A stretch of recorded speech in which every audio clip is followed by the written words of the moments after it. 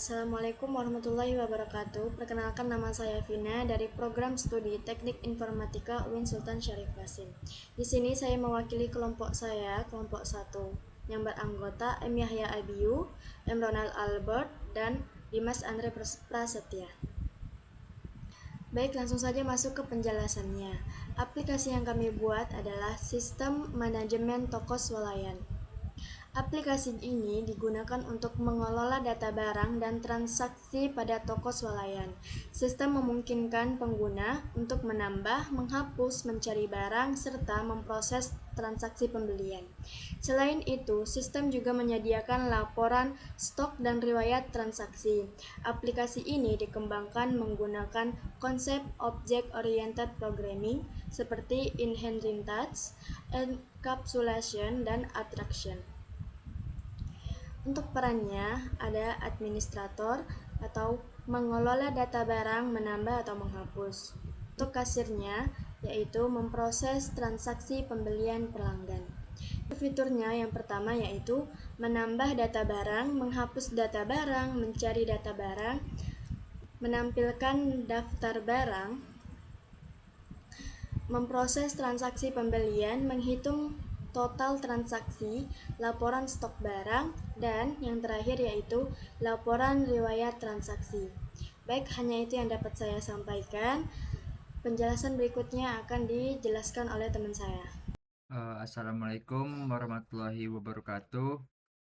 Di sini saya M. Yahya Abiyu dengan NIM 12550111148. Nah, di sini saya akan menjelaskan tentang rancangan arsitektur sistem manajemen toko yang telah kami susun. Nah, pada sistem ini yang dirancang menggunakan paradigma berorientasi objek atau OOP dengan fokus pada skalabilitas, enkapsulasi, dan modularitas. Nah, secara garis besar, sistem ini mengintegrasikan manajemen stok, barang, pemrosesan transaksi, belanja, hingga pelaporan otomatis dalam satu ekosistem yang terstruktur. Nah, inti sistemnya itu yaitu yang pertama ada kelas toko dan laporan mixin. Nah, selanjutnya itu pusat pengelola. Nah, pusat pengelolanya itu adalah kelas toko. Nah, kelas toko ini bertindak sebagai controller utama yang memiliki dua atribut, yaitu yang pertama ada protect, yang kedua ada daftar protect dalam kurung daftar barang dan riwayat transaksi. Nah, pengguna akses protected ini di sini dia memastikan internal itu aman, namun tetap fleksibel untuk pengembangan subkelas di masa depan. Nah, selanjutnya itu fungsionalitasnya, yaitu toko bertanggung jawab penuh untuk menambah dan mencari dan menghapus barang serta memproses transaksi. Nah, selanjutnya itu penerapan mixingnya. Nah, pada penerapan mixingnya ini di bagian atas Anda bisa lihat ada laporan mixing. Nah, di sini kita bisa lihat ada laporan mixing. Nah, di sini kami menggunakan interface atau mixin ini agar fungsi pelapor stok dan transaksinya ini bersifat modular, yaitu artinya itu dia memiliki kemampuan pelaporan ini bisa disisipkan. Nah, kelas manapun tanpa merusak hierarki pewarisan utama. Nah, selanjutnya itu ada hierarki produk, yaitu ada abstrak dan pewarisan. Nah, di sini mari kita beda bagaimana kami mengelola produk melalui kelas barang. Nah, yang pertama itu ada kelas abstrak. Nah, pada abstrak ini barang didefinisikan sebagai abstrak kelas. Nah, ini adalah blueprint yang tidak bisa diinstanisasikan langsung, memastikan bahwa setiap produknya itu di toko itu wajib memiliki atribut dasar seperti nama, kategori, harga, dan stok. Nah, selanjutnya itu ada spesialisasi produk. Nah, pada kelas ini kami membagi produk menjadi dua kategori besar, yaitu yang pertama ada kebutuhan rumah tangga yang memiliki atribut unik untuk mendeteksi apakah barang tersebut berbahaya atau tidak. Nah, selanjutnya itu ada barang kadaluarsa. Nah, di sini barang kadaluarsa itu kelas perantara untuk produk yang memiliki masa berlaku. Nah, dari sini lahirlah kelas spesifik seperti ada makanan, ada minuman. Nah, di sini. Nih, Ini kan di sini barang kadaluarsa, di sini minuman, di sini makanan.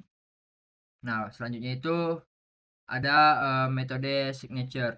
Nah, pada setiap kelas yang memiliki metode signature yang jelas seperti check underscore kadaluarsa yang jelas mengembalikan nilai booleannya itu memastikan validitas produk sebelum atau sampai ke tangan konsumen. Nah, selanjutnya itu ada mekanisme transaksi. Nah, relasi dan komposisi bagian paling krusial dari sistem ini yaitu bagaimana transaksi terjadi. Nah, proses transaksi kelas toko memiliki relasi satu. Nah, kebanyakan dengan kelas transaksi artinya itu satu toko dapat memproses banyak transaksi seiring berjalannya waktu. Nah, selanjutnya itu ada struktur detail atau item transaksinya itu. Nah, sebuah transaksi tidak langsung terhubung ke barang secara mentah. Namun, kami menggunakan kelas perantara yaitu item transaksi. Nah, di sini bisa kita lihat ada item transaksi. Nah, item transaksi. Kenapa? Alasannya alasannya itu agar sistem dapat mencatat harga saat transaksi. Nah, jika harga barang di gudang naik besok, catatan transaksi hari ini tetap akurat. Nah, item transaksi ini juga menghubungkan jumlah beli dengan referensi objek barang yang ada di stok. Nah, jadi sekian dulu yang dapat saya sampaikan. Apabila ada yang salah atau kurang, mohon dimaafkan. Wabillahi taufiq wal hidayah. Wassalamualaikum warahmatullahi wabarakatuh. Baik, perkenalkan nama saya Dimas Anil Prasetya dengan NIM 12550111061. Selanjutnya saya akan menjelaskan bagian yang lumayan penting dalam pemrograman berorientasi objek yaitu enkapsulasi. Di sini jika kita lihat pada file barang.python terdapat atribut seperti harga dan stok yang dibuat menggunakan double underscore. Hal ini bertujuan agar data tidak bisa diakses atau diubah secara langsung dari luar class, sehingga keamanan dan konsistensi data tetap terjaga. Nah, untuk mengakses data tersebut, sistem akan menyediakan metode berupa properti seperti harga dan stok. Nah, sedangkan untuk mengubah nilai stok digunakan metode kurangi stok dan tambahkan stok yang sudah dilengkapi validasi. Nah, sebagai contoh di sini, jika jumlah stok yang dimasukkan tidak valid atau melebihi stok yang tersedia, maka sistem akan menolak dan menampilkan error. Nah, hal ini menunjukkan bahwa perubahan data tidak dilakukan secara sembarangan melalui mekanisme yang sudah terkontrol. Nah, dengan demikian enkapsulasi kami ini sudah berfungsi untuk melindungi data dan memastikan setiap perubahan yang terjadi tetap valid dan sesuai aturan.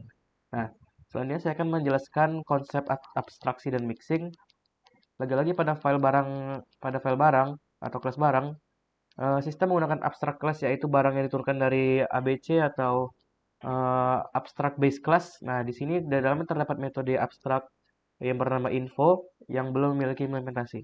Nah, metode ini tuh wajib diimplementasikan oleh setiap kelas turunan seperti makanan, minuman. Tujuannya agar setiap jenis barang itu memiliki cara masing-masing dalam menampilkan informasi, namun tetap mengikuti struktur yang sama.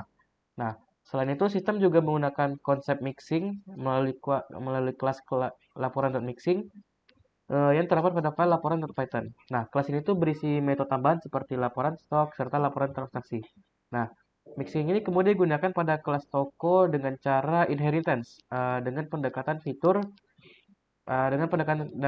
setelah dengan pendekatan fitur ini, fitur laporan tuh dapat ditambahkan tanpa harus menulis ulang kode dalam kelas utama. Nah, penggunaan abstraksi dan mixing ini membuat sistem menjadi lebih modular, terstruktur, dan mudah untuk dikembangkan ke depannya. Segitu saja yang bisa saya jelaskan. Terima kasih. Assalamualaikum warahmatullahi wabarakatuh. Sebelumnya perkenalkan nama saya Muhammad Ronald Albar dengan NIM 125501111099. Pada kesempatan kali ini saya akan coba menjelaskan demonstrasi pada aplikasi yang telah kita buat, yaitu aplikasi sistem manajemen toko swalayan. Di sini saya akan mencoba menjalankan langsung program yang telah kami buat. Nah, ketika terminal kami jalankan, di sini muncul sebuah menu, yang mana di sini ada 6 menu ya. Yang pertama ada menu lihat barang, lihat daftar barang. Kedua ada proses transaksi sebagai kasir. Ketiga ada laporan sisa stok terakhir. Keempat ada riwayat transaksi. Kelima ada tambah barang baru sebagai admin. Dan 0 sebagai keluar aplikasi. Nah, di sini kita bisa mencoba untuk langsung melihat daftar barang. Nah, di sini muncul daftar barang yang telah tersedia. Yang pertama ada makanan, minuman, kebutuhan. Nah, di sini juga tersedia harga dan stok begitu. Mungkin kita bisa langsung coba jalankan sebagai proses transaksinya ya. Kita coba untuk membeli. Di sini akan muncul masukkan nama barang yang akan kita beli begitu. Di sini kita coba untuk membeli roti ya. Nah, berapa banyak jumlah roti yang akan dibeli katanya? Mungkin kita coba 3. Nah, di sini ada masuk keranjang 3 roti. Nah, di sini kita bisa membeli barang lain lagi ya, atau kita langsung bisa membayar. Nah, di sini kita coba langsung bayar saja. Ini akan muncul sebuah stok belanja, di mana roti dikali 3 sama dengan 30.000. Total yang harus kita bayarkan adalah 30.000 begitu. Nah, setelah kita melakukan pembayaran tadi, kita bisa mengecek kembali dengan apakah stok akan berkurang setelah kita melakukan pembayaran tadi ya. Nah, sisa stok roti akan berkurang otomatis, berkurang menjadi 17, di mana karena telah kita beli sejumlah 3 roti tadi yang dari stok awalnya adalah 20.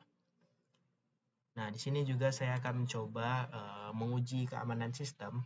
Kita analogikan atau kita bayangkan gimana jika terjadi kesalahan input. Misalnya kita membeli 200 stok begitu, sedangkan stoknya yang ada hanya 17. Kita akan melihat apa yang akan terjadi ya.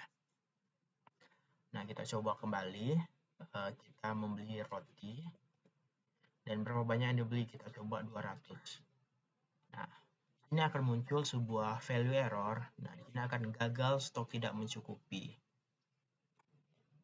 Nah, di sini karena telah kita uji tadi value errornya, kita bisa langsung, kita pencet batal dulu. Di sini kita coba untuk melihat laporan sisa stok akhirnya ya. Nah, ini adalah laporan stok akhir tadi ya, laporan barang. 17 pieces yang dari yang telah kita beli, yaitu sejumlah 3 tadi ya. Nah, dan juga kita bisa coba melihat laporan riwayat transaksi. Nah, ini adalah laporan riwayat transaksi yang telah terjadi tadi ya pada transaksi pertama. Roti telah terbeli sebanyak 3. Nah, ini merupakan laporan riwayat terakhir ya. Nah, kita bisa coba juga untuk menambahkan barang. Kita sebagai admin ya, kita coba menambahkan barang. Nah, di sini muncul sebuah menu lagi kategori barangnya. Kita tuh ingin menambahkan apa? Misalnya ada makanan, minuman, dan kebutuhan rumah tangga. Kita coba minuman ya.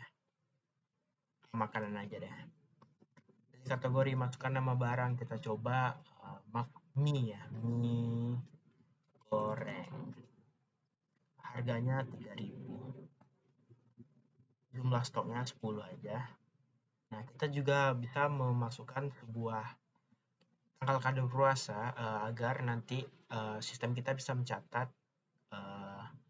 tanggal kadaluarsanya begitu. Kita masukkan 2026 12/31.